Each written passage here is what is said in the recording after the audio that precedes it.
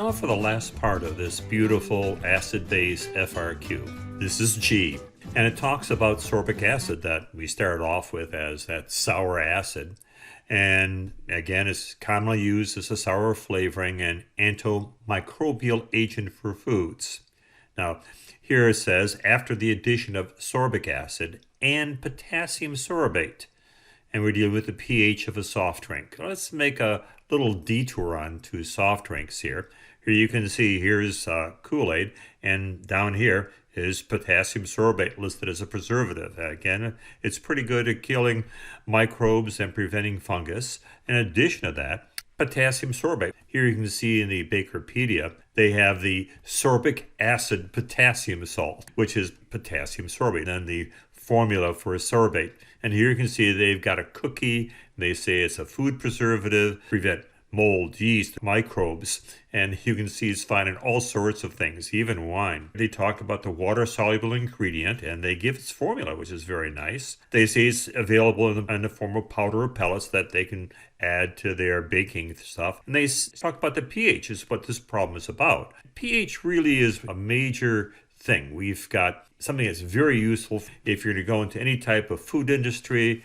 If you want to get certified for food safety, you've got to know pH pretty well. In fact, Google even ended up having a Google Doodle on S.P.L. Sørensen, who was the father of pH. He was a Danish chemist, and his work was at the Carlsberg Laboratory in Copenhagen. In fact, he was there for 37 years. The Carlsberg Lab is beautiful, and it was set up by the Carlsberg Brewery because they realized how important the study of microbes and chemistry was in terms of their product. He's the person who came up with our pH, and here you can see the Größe der Wasserstoff-Ion concentration, which stands for the magnitude of a hydrogen ion concentration, and he came up with the pH system for it.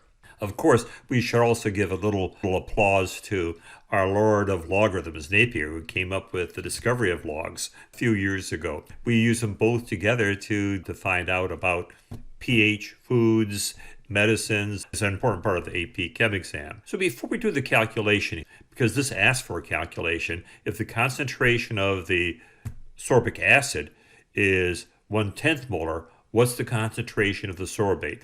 Well, a cute little thing, sorbic, when you end up having a organic acid, it ends in an ic. And then when you take its conjugate base, we've got the 8, which is the ion of it. But let's look at this a bit more closely. Here, we've got two forms of this acid. Well, we have its acid and we have its conjugate base. And I'm not going to write the formula out. I'll just use sorb. If we end up having our pH scale and we think about mixing stuff up to make acidic or basic solution, we could use the acid in its form, or as you saw, the pellets of potassium sorbate. We can adjust the pH. If we have 1 molar, the H-sorb, just the pure stuff, and we just deal with using the Ka, because we have the Ka right here. In fact, we'll also figure out the pKa, that's important. If you have a 1 molar solution of it, you can get a pH of 2.4. That's pretty concentrated, so you can get a relatively acidic, but still a weak acid. If you have just potassium sorbate, you can get a pH of 9.3 if you have a 1 molar solution. Notice, again, I used the simple arrangement where we use a Kb, square root of the Kb times the concentration gives the pOH, then we can find the pH. And I was able to find the pH here of just the sorbic acid by the square root of the Ka times its concentration. So think of it this way. We can have some sorbic acid and get to a pH of 2.4. We can have some potassium sorbate and make a pH of 9.3, an alkaline solution. But what if we have both? Well, this is where you've got to figure out what this pKa is, what a very important value. The p-value of sorbic acid. That when you've got equal amounts of an acid and its conjugate base, in other words, you just didn't dump in a sorb and see what happened, or you didn't dump in the base to see what happened. You mix both, and you mix both in at the same concentration. When that happens, the pH turns out to be the pKa. You should be able to derive that using the Henderson Henderson-Hasselbalch equation and the Ka equation, and we'll be using those later. But still, it makes sort of sense. Pure acid, we have a pretty low pH. If we have some acid and base mixed together significantly, our pH increase. We've got ourselves a perfect buffer, 4.77. I mean, lemon juice is 3, so this is less acidic than lemon juice. But let's keep on going. Let's go to another step where we're going to see what's happened in this problem. They told us that we have a pH of 3.37. Now, we know that if you have equal amounts of acid and its conjugate base, in this case the sorbics, we would have a pH of 4.77. But in this case, the pH is less than that. Well, why and how could you get that? Well, pretty easily. That means it must have more of the acid decreasing the pH than the base. In fact, in the original form of this question, when they had it as on an AP exam, they said the pH is 3.37 was the comparison of the acid to its conjugate base. And you would figure out the pKa and come to this logical conclusion. But I made this problem a bit tougher. I want to know the actual amounts of sorbate and sorbic acid. Let's say I'm baking it. I want to know how much acid do I add, how much base do I add. Well, there are two equations that come into play.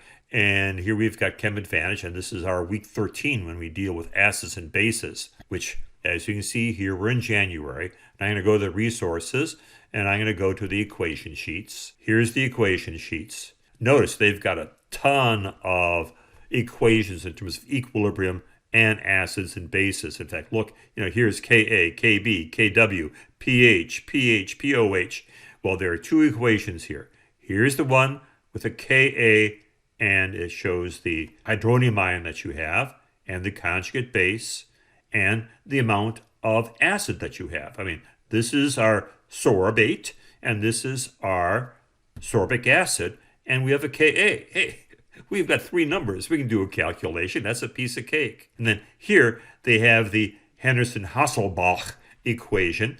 These guys who made this equation dealt with blood buffers because they needed to figure out pHs pretty quickly, and your blood is buffered, your body is buffered. Knowing about acids and bases is critical to medicine. So we've got both those equations there. You wouldn't have to memorize them, but I'd advise that you know them by heart. You don't want to flip back to the front of a test and say, okay, where's the equation, and then try and copy it over again, because the equation sheet can't be torn out of the booklet. You've got to go there, look at it, and then you're not allowed scrap paper. You have to remember what that equation is. So these are worth memorizing, and I've written them here.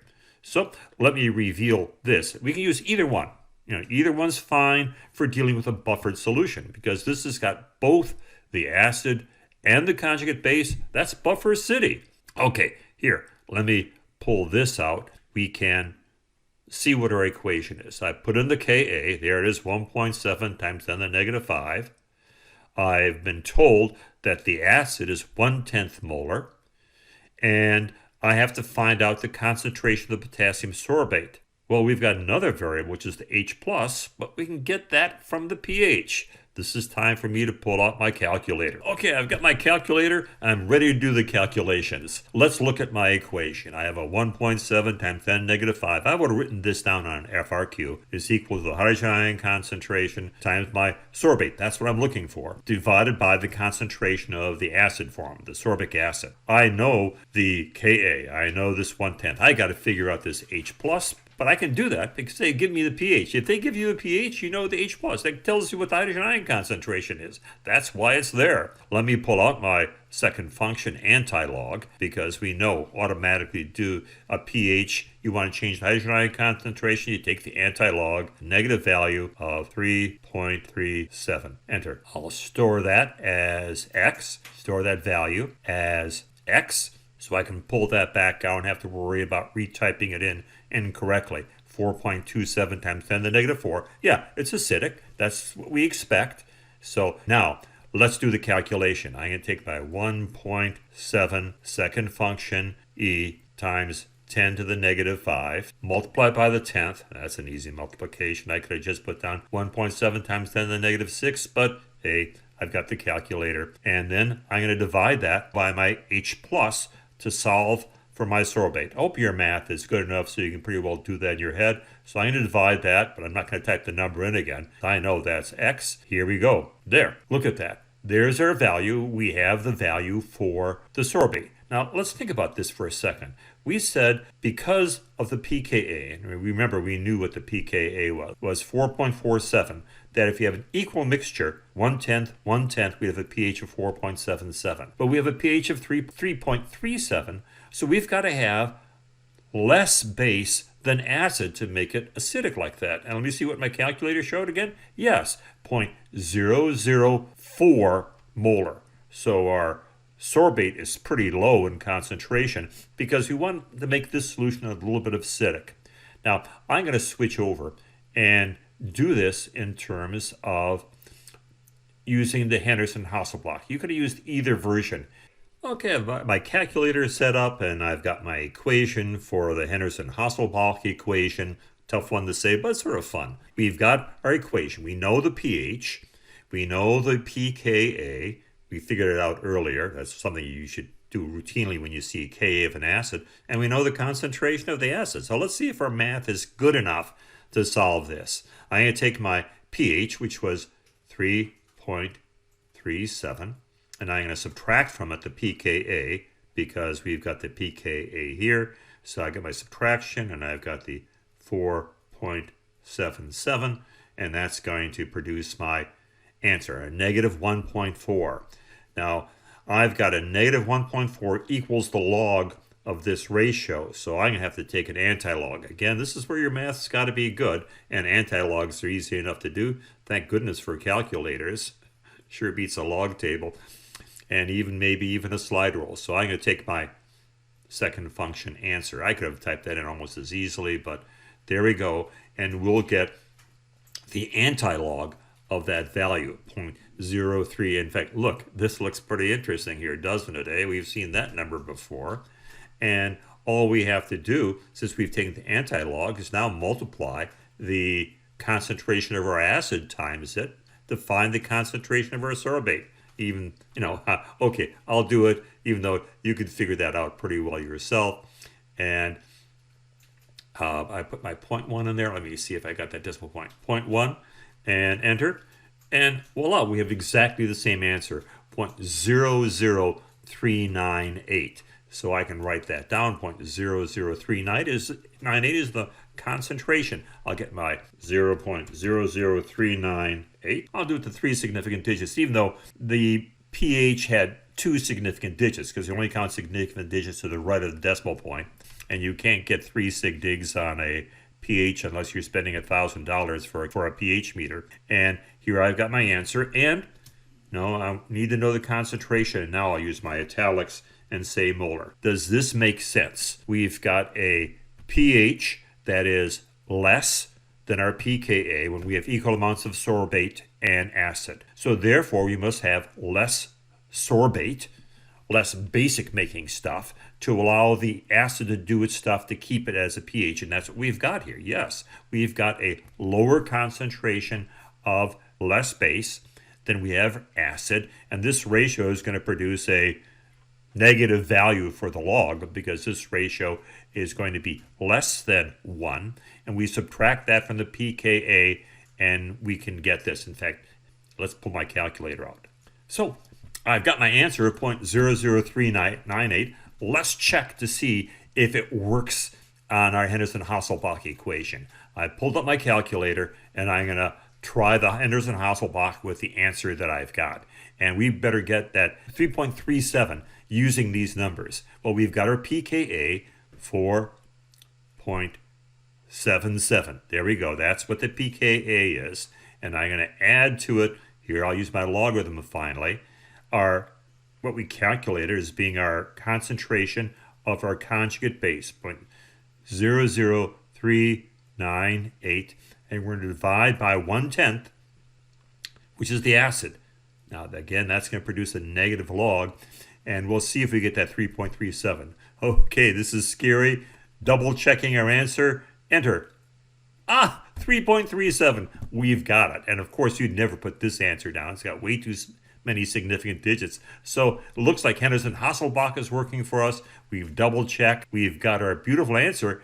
Now, this was a tough FRQ. The average score on it was 3.7, and only 2% of the students got a full 10 on this question. If you can handle all of this, you're at the top 98 percentile of not just everybody, but of AP chemistry students taking an AP exam. All right, there we go. The last part of this acid-base buffer system.